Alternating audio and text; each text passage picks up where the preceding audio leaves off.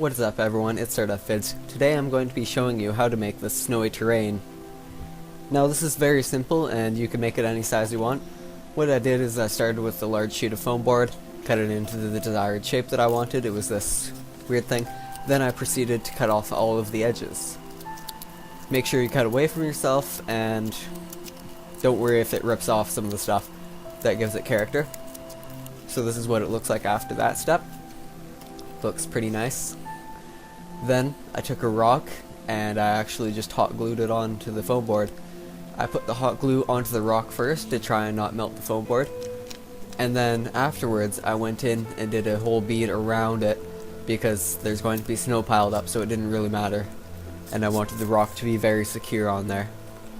Make sure it didn't fall off. So then you want to take your black acrylic paint and just brush it over everything here, including the rock. This is what it looks like when it's done. You even do it on the edges. Next, what I did is I took a little piece of a stick and I started putting Earthshade on it. This actually gave it the depth to try and make it look more like a stump, and I think that I succeeded. I put a thick coat, but it doesn't really matter. Then what I did is I took my trees. These are model trees. That one's a deciduous that I'm gluing in right now, and I put little holes in. That one's a coniferous one, and then I also glued on my little stump as well after it was dried. And then that's an orc to show you for scale. So it's a small forest, but as I said, you can make it larger with the larger trees. Then what I did was I took some dawnstone and I was going to paint the rock, and we also used Baneblade Brown for our highlight, or like our dry brush. So yeah, this is just me painting the rock. It's funny enough, I'm painting a rock colored. I find that weird. You could have kept the rock the same color, but I didn't want to. This is what it looks like after you've painted the rock gray. Then yeah, I proceeded to put on my Baneblade Brown for my dry brush. I think that it looks pretty good so far. That's what it looks like afterwards, after you do that.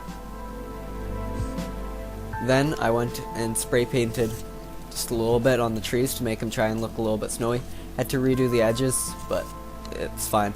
Then I added Earthshade onto the rock to try and make it look more realistic. And then you could use stuff like snow, like the woodland scenic stuff. You could put a spoon in that side and shake it out like bacon bits on this side, but we don't need that on this channel.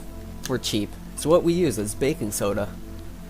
I'll just open up my container here, getting it ready for us to pour it out later. So yeah, this is for the snow that we're adding on top.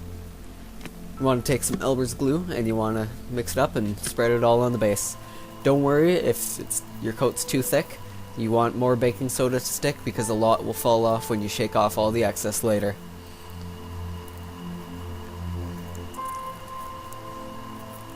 I also put some on the tops of the trees to put snow there. And then I just started shaking all the baking soda from my container onto this base here, onto the terrain. And then I shook off all the excess as you can see. And then that's how it looks like when it's wet. And this is what it looks like after it dried and after I dusted off all the stuff from the edges. I honestly think it looks really cool, and I had a lot of fun making it, considering that I made it quickly. But thank you everyone so much for watching this video, and I will see you all in my next one. Goodbye!